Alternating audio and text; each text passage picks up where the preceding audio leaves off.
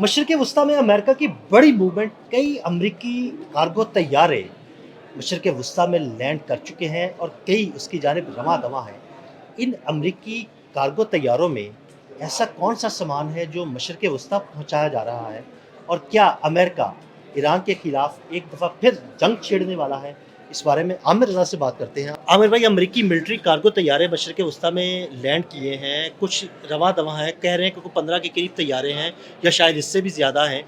उनमें क्या आ रहा है और क्या पहुँचाया गया है? क्या अमेरिका एक दफ़ा फिर जंग छेड़ने जा रहा है? देखिए, पहली बात तो ये है कि अमेरिका के फ़ौजी अड्डे हैं और वहाँ पर वो तबाही बेशुमार हुई है। एक पहली बात तो उनको अपने रडार सिस्टम्स और अपने मिसाइल सिस्टम को जो है उसकी ओवरहालिंग करनी है, उसकी मरम्मत, तमीर व मरम्मत जिसको सही। कहते हैं, तज़ीन व नहीं तरमीर व मरम्मत, क्योंकि तबाह कर दिया ईरान ने।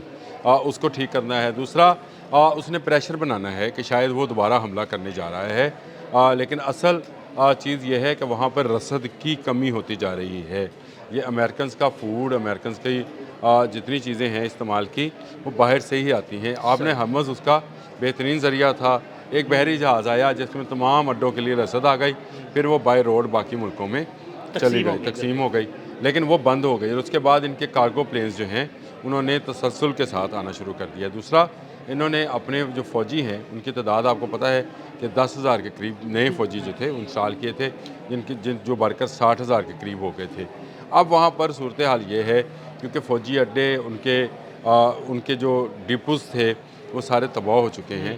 उनके रडार सिस्टम जो हैं वो नकारा हो चुके हैं और बड़ी तेज़ी के साथ वो मज़ीद रसद जो है वहाँ पर पहुँचा रहा है, ताकि अगर जंग का तीसरा मरहला शुरू होता है तो वो उसमें उसको इस्तेमाल किया जा सही। सके।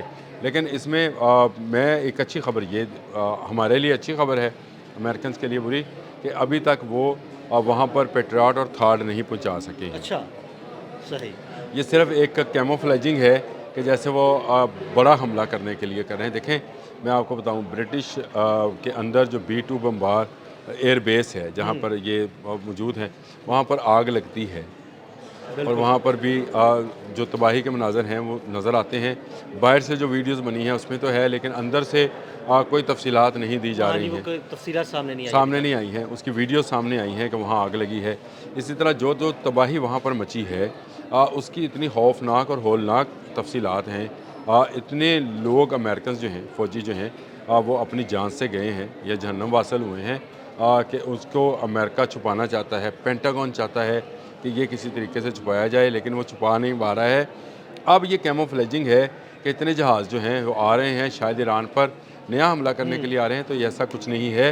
ईरान पर हमला करना अब अमेरिका के उससे बाहर की चीज़ है कि वो सिर्फ धमकी लगा सकता है, डरा सकता है, आना उसने मुज़ाकरात की टेबल पर है। यानी जंग में जो उसको नुकसान पहुँचा उसके बाद अब उसकी हिम्मत नहीं होगी कि वो ईरान पर दोबारा देखिए, हमला ये करे। रडार 24 है जिसने ये तफसीलात जारी की हुँ, हैं। मैं जहाज़ों का नक्शा भी आपको दे देता हूँ। जो जहाज़ मुसलसल तसलसल के साथ हुँ, आ जा रहे हैं। हुँ, रशिया ने भी इसकी तस्दीक की है कि बिल्कुल कार्गो प्लेन्स जो हैं वो बड़ी तेज़ी के साथ मूव कर रहे हाँ जी, हैं बिल्कुल। मिडल ईस्ट की तरफ। लेकिन मिडल ईस्ट में मसला ये है कि वो अपने रसद पहुँचा रहे हैं, अच्छा, यानी सामान पहुँचा यानी रहे हैं। मिलिट्री साज़ो-सामान उस तरह से नहीं है, सिर्फ़ रसद का में सामान नहीं, ज़्यादा है। मिलिट्री साज़ो-सामान जो है उसमें उसमें आप समझिए कि उनको वो भी शामिल होगा। लेकिन असल चीज़ ये है कि वहाँ पे अद्वियात, खाने-पीने, इनकी सारी चीज़ें जो है बाहर से ही आती हैं। हाँ जी। पिछले दिनों ये खबर भी आई थी कि उनको खुराक के असूल के लिए बड़ी मुश्किलात का सामना है और खुराक की शदीद किल्लत है अमरीकी फ़ौजियों के जी, लिए। बिल्कुल ऐसे ही है और वो परचेज़ नहीं करते हैं वहाँ हुँ, से, लोकल परचेज़ नहीं है। अमेरिका से ही उनके सारा साज़ो-सामान, उनकी खाने-पीने की अशिया, फिर उनकी वर्दियाँ, उनकी शूज़, उनकी जुराबें, उनकी हर चीज़ जो जो भी वो इस्तेमाल करते हैं, वो आनी बाहर से ही हैं। वो किसी तरीके से उसको कार्गो किया जाए। ये कार जो जहाज़ों की आमदोरफ़्त है, ये इसलिए भी ज़्यादा हुई है और दूसरा, इसी में जो हमारे मिडल ईस्ट के अरब शेख हैं, हुँ, जिनको अय्याशी का सामान आपने हमत से आया करता था, हुँ, वो वो भी भी इन बंद हो जहाज़ों गया। में वो भी अब इन वो इन जहाज़ों में जहाज़ों से आ रहा है। वो भी इन जहाज़ों से आ रहा है। अच्छा। उनको भी आदत है कि वो बैरून मुल्क की अशिया इस्तेमाल करते हैं, लोकल तो वो भी इस्तेमाल नहीं हुँ, करते हैं। तो वो चीज़ें जो हैं वो पहुँचाना ज़रा एक सवाल था। अमेरिका ने अपने कार्गो प्लेन्स जो हैं इसी सामान की फ़राहमी के लिए इस्तेमाल करने शुरू किए हैं और इसको थ्रेट इसलिए बनाया जा रहा है या समझा जा रहा है कि शायद ईरान में मज़ीद कार्रवाई के लिए ये सारा कुछ किया जा रहा है। देखें, डोनाल्ड ट्रंप भी कह रहे हैं कि 3 दिन बड़े अहम हैं और वो धमकी भी लगा रहे हैं कि तेल की तनसीबात पर हमला करेंगे। फिर इससे पहले आपको याद है सेंटकॉम ने कहा था कि तीसरा बहरी बेड़ा भी आ हाँ गया। जी, हमने बिल्कुल। किया था कि जॉर्ज तीसरा शिकार जो है ये भी पहुंच गया है ईरान के ड्रोन्स का मुकाबला करने के लिए। तो ईरान दूसरी तरफ जो है वो ज़्यादा बेहतर तरीके से अपनी तैयारी कर रहा है। उसने अपने 80% मिसाइल का ज़ख़ीरा बचा कर रखा हुआ है। उसने अपना 60% ड्रोन्स का ज़ख़ीरा बचा कर रखा हुआ है। ईरान अगले 1 साल की जंग की तैयारी किए बैठा है। तो क्या अमेरिका 1 साल की जंग की तैयारी किए बैठा है? क्या मिडल ईस्ट अगले कुछ हफ्तों के लिए भी ये जंग बर्दाश्त कर सकता है? बिल्कुल भी नहीं। देखिए प्रेशर बहुत ज़्यादा होता चला जा रहा है। एक तरफ चीन का 48वां बेड़ा जो है वो अब नए हरमज़ के करीब है।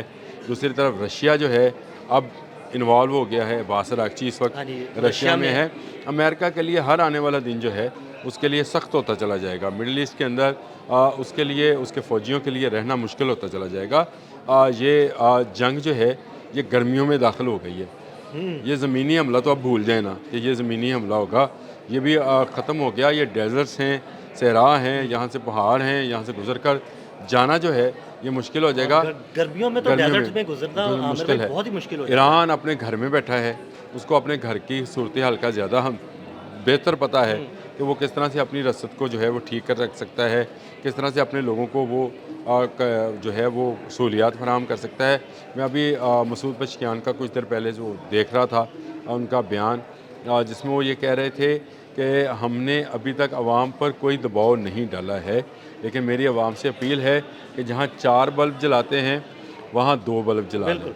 हाँ जी, बिल्कुल ठीक है। मजबूर मैं किसी को नहीं कर रहा हूँ, लेकिन इसके बावजूद आपको पता है एनर्जी क्राइसिस है हमारे पास, हमारे ऊपर दुश्मन जो है हमलावर है। अमेरिका के लिए रसद पहुँचाना एक बड़ा इशू बन गया है। मैं आपको बताऊँ, अगर ईरान इनके एयर फ्यूल टैंकर्स तबाह कर सकता है तो ये रसद के जहाज़ तबाह करना ज़्यादा आसान होता आसान है, बिल्कुल। आप बिल्कुल ठीक कह रहे हैं। है। ये बहुत बड़े जहाज़ होते हैं। ठीक है कि इनके अंदर फ़ौजी साजो सामान जाता है, लेकिन क्या ईरान की नज़र में ये नहीं है? बिल्कुल क्या सही। ईरान को वो सैटेलाइट्स जिन्होंने जंग के दिनों में उनको एक एक चीज़ की इन्फॉर्मेशन दी थी, फ़ौजियों के बैज और नंबर तक दिए हाँ थे, घरों में छुपे हुए चूहों की तरह जो छुप रहे थे उनको मारने के टारगेट्स दिए थे, क्या वो नहीं बता रहे कि इन जहाज़ों के अंदर से क्या सामान जो है उसको बाहर लाया जा रहा है?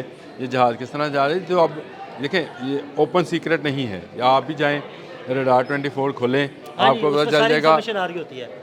एक जहाज़ आपको आ रहा होता है, कौन जहाज़ सा फ्लाइट नंबर उसका होता है, जहाज़ के बारे में बताया होता है, उसकी तफसील होती है, कौन सा जहाज़ है, उसमें क्या-क्या चीज़ें हैं, ये भी बाज़ औक़ात उसमें और इन्फॉर्मेशन होती है। ये रसद भी जो है मैं ये समझता हूँ कि ईरान की इजाज़त से शायद ये रसद भी हो पहुँच रही सकता है। देखिए ईरान ने भी अपनी जो एयर स्पेस है उसको खोला है, और उस एयर स्पेस को खोलने से उसकी आमतरफ जो है वो शुरू हुई है। तो अमेरिका की ये जो रसद है ये भी शायद उसकी जो है मंजूरी से हुआ होगा। हो सकता है। मंजूरी लेके अपने फौजियों को रसद पहुँचा रहा है और धमकी 3 दिन की लगा रहा है। मैं तो इस पर हंस रहा हूँ। बहुत शुक्रिया आमिर भाई ने बड़ी तफसील के साथ इस सारे मामले पर रोशनी डाली। मज़ीद अपडेट्स के लिए हमें फॉलो करते रहें। अदील अहमद और आमिर रज़ा को इजाज़त दीजिएगा। अल्लाह हाफ़िज़।